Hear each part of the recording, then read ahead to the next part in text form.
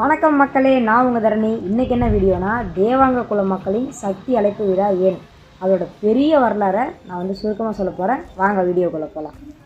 முன்னொரு காலத்தில் தேவல மகரிஷின்னு சொல்லக்கூடிய தேவதாச மையப்பன் மல்லிகார்ஜுன சுவாமிக்கு தேவங்கருக்கே உரிய நெசவு தொழிலான ஆடைகளை நெய்து கொடுத்துட்டு இருக்கிறாரு. அதற்காக மலம் குளிர்ந்த நம்ம மல்லிகார்ஜுன சுவாமி, உனக்கு என்ன வர வேணும்னு சொல்லி நான் தரேன்னு சொல்கிறாரு. அதுக்கு நம்ம தேவதாச மையப்பன், எனக்கு எதுவும் வேண்டாம், என் குல மக்கள் ஆமோத நகரில் இருக்காங்க, நீங்களும் பௌராமிகை தேவியும் எங்கள் குல மக்களை காப்பாற்ற நீங்கள் ஸ்ரீ ராமலிங்கராவும் அம்மா ஸ்ரீ சௌடேஸ்வரி தேவியாகவும் வரணும்னு கேட்குறாரு.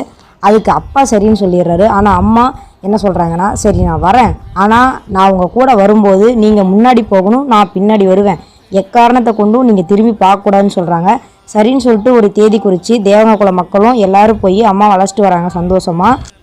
அம்மா சொல்கிறாங்க, நான் பின்னாடி வர்றது உங்களுக்கு எப்படி தெரியும்னா, என் காலில் இருக்க சிலம்பொலி உங்களுக்கு கேட்கும், அதை வச்சு நீங்கள் புரிஞ்சுக்கணும், நான் உங்கள் பின்னாடி தான் வரேன் அப்படின்ட்டு சொல்கிறாங்க.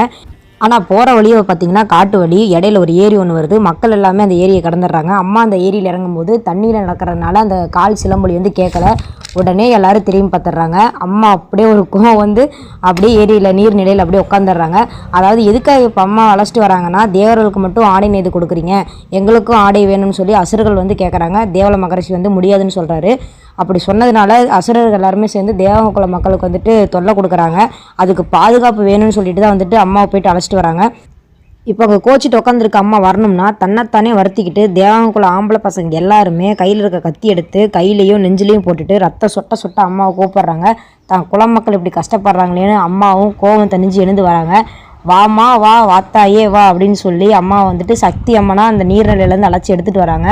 அப்போது அம்மா சொல்கிறாங்க, நீங்கள் என்னை அழைச்சதை எனக்கு ரொம்ப பிடிச்சிருக்கு, நான் வரேன், இனிமேல் நீங்கள் என்னை எப்போ அழைக்கிறனாலுமே இந்த மாதிரி நீர்நிலையிலேருந்து என்னை அழைங்க, எல்லா வீதிக்கும் கூட்டிகிட்டு போங்க, எல்லா மக்கள்கிட்டையும் காட்டுங்க, ஆனால் அன்னைக்கு நாள் சூரியன் அஸ்தமனம் ஆகிறதுக்குள்ளே என்னை உங்கள் ஊருக்கு கூட்டி போய் என்னை அந்த கோயிலில் வச்சிடணும் அப்படின்ட்டு அம்மா ஒரு கட்டளையிடுறாங்க.